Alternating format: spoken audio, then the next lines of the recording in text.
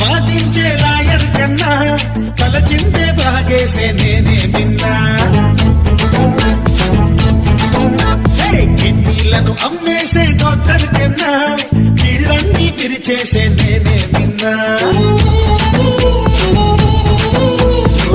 దొంగ నోట్లు వేసే కన్నా దొరల నోటు దోచేస్తున్నా.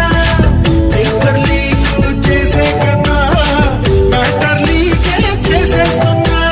కత్తెను కొట్టి పిట్టలకేస్తా, పెద్దల కొట్టి పేదలకేస్తా.